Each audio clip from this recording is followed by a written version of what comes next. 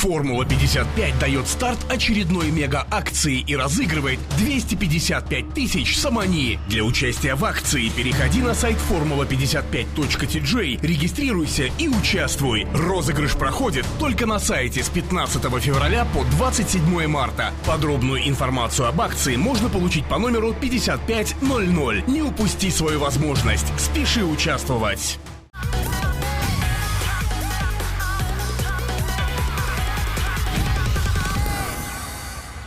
салому дуруди бепоён ба кулли мухлисони барномаи дар шабакаҳои иҷтимоӣ. Фирдавси хурсанд топ хабарҳои варзиширо мегӯяд. оғоз мекунем. шӯхӣ кору борҳои Барселона ба қавле ҷиддӣ мешавад. ахиран ин дастаро ба сегунда Б равон мекунанд. ин ҳам дар ҳоле аст ки дастаҳои дигари испанӣ ду пой дар як мӯза барои ҷазои дастаи каталонӣ аксияҳои гуногун ташкил менамоянд. дар бозии охирини Барса ки муқобили Атлетик сурат гирифт, мухлисон бо шиору овезаҳо алайҳи ин даста минбари майдонро ба пой хезонданд, вале тавассути телевизион ин чиз намоиш дода нашуд. онҳо ба унвони Барса Гейт аксия ташкил намуданд ва Барселонаро барои истифодаи фасод айбдор сохтанд. қоидаи аввале ки бояд эътирозгарон анҷом медоданд, ин ҳангоми ба майдон баромадани бозингарони Барселона истифодаи шиори ба сегунда ба дарға шавед буд ки дар оғози бозӣ ин садо майдонро такон медод. дуюмин қоида ин пулҳои қалбакӣ ки дар он мафия навишта шудааст ба майдон партофтан буд ки ин чиз ҳам иҷро шуд, вале масъулин аз намоиш додани он дар телевизион дасткашӣ карданд. ташкилоти DAZN баъдан иттилоъ дод ки ниҳоди телевизионии Mediapro ки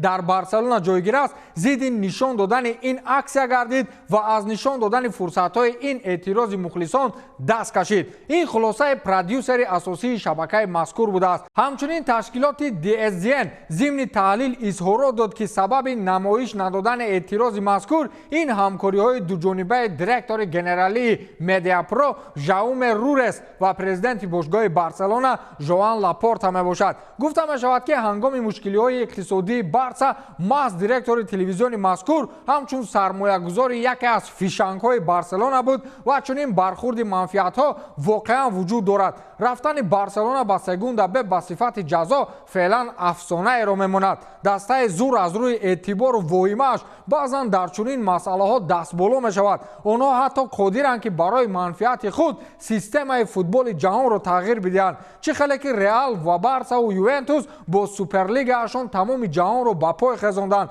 ба гумонам дар сурати исбот шудан Барселона ба чемпионати Фаронса мегузараду ба сегунда намеравад.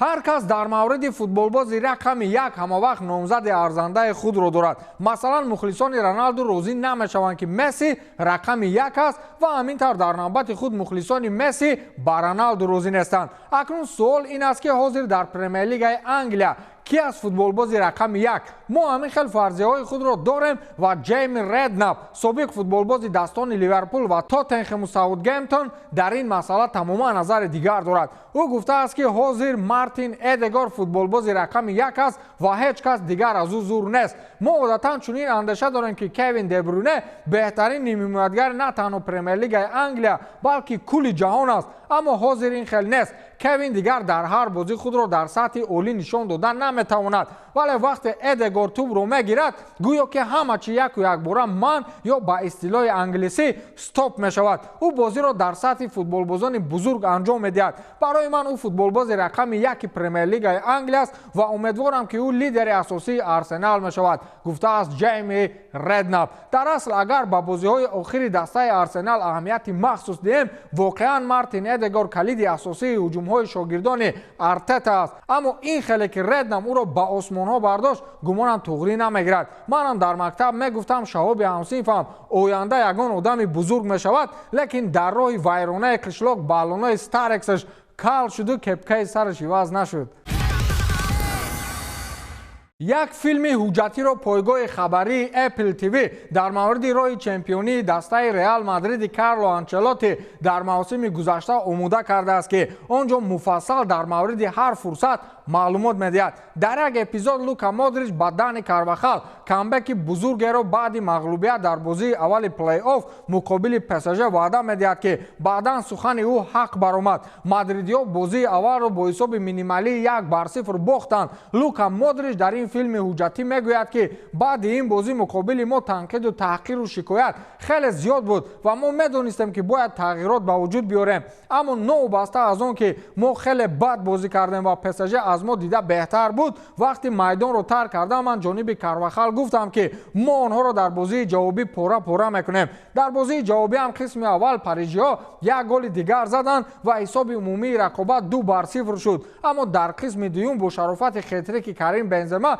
ПСЖ аз роҳи муборизаи Лигаи Чемпионҳо берун шуду Реал роҳи бузургеро барои чемпионӣ тай намуд ва дар ниҳоят ғолиби Лигаи Чемпионҳо гардид. Лигаи Чемпионҳои мавсими гузашта аз зумраи он рақобатҳое буд ки ҳамчун беҳтарин марҳилаи футболӣ унвон дода мешавад. ин хел бозиҳо солҳо дар ҳушу ёд боқӣ мемонад. махсусан камбекҳои боварнокардании Реал бар муқобили зуртарин дастаҳои Аврупо. ана ин хел бояд чемпион шавӣ. афсус ки он вақт мухлисони Барселона бохти дастаашонро аз дастаи Айнтрахт дар Лигаи Аврупо тамошо мекарданд.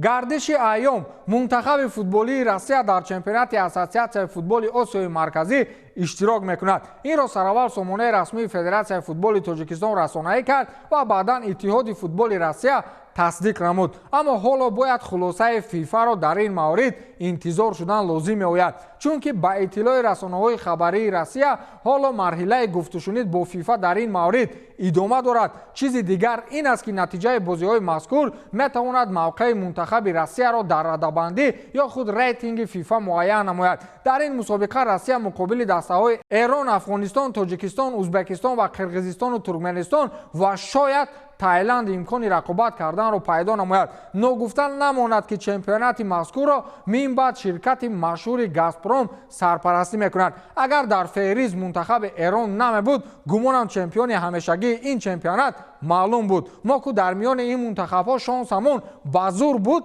бо омадани Россия гумонам тамоман аз даст рафт.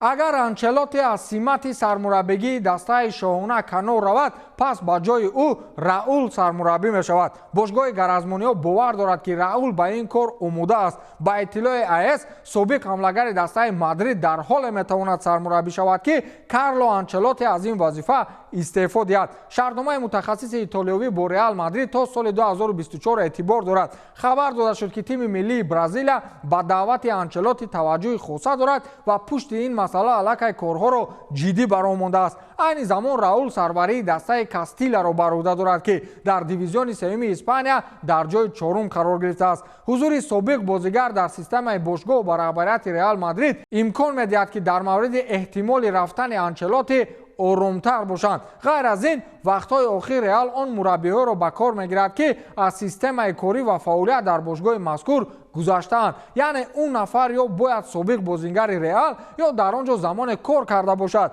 Анчелоти аз ин қоида истисно аст. худи Реал кор дар тими асосии Реал Мадридро як варианти афзалиятнок барои идомаи кораш медонад. аммо ба иттилои инсайдери наздик аз атрофи Раул, агар варианти сармураббигии тими Мадрид пайдо нашавад, ӯ ҳама гуна пешниҳодҳои дастаҳои Премер-лигаи Англияро қабул хоҳад кард. раҳбарияти бошгоҳ низ Раулро на танҳо ҳамчун нафаре ки Кастиларо воқеан рушд дод эътироф мекунад, балки ҳамчун нафари дорои истеъдоди бузурги омодасозии футболбоз медонад. инро метавонем дар симои Алваро Родригес мушоҳида намоем ки чанде пеш дастаи Реалро дар рақобат бо Атлетико наҷот дода буд. ӯ вақте ба Реал омад, маҳораташ қобили қабул набуд ва дар натиҷаи ҳамкорӣ бо Раул ӯ ҳамакнун омода аст ки дар ҳайати асосии Реал бозӣ намояд. ҳамагон интизоранд ки Раул пайроҳаи Зиданро тай мекунад. аммо як чизи дигар фаромӯш нашавад ки на ҳамаи футболбозони зур дар сармураббигӣ муваффақ шуданд. масалан Фрэнк Лемпард ё Терри Анриро мисол мебиёрем ки якеаш Челсиро, дигараш Монакоро қариб вайрону валангор карда буданд. ба ҳамин тамом, то дидори навбатӣ, хайр.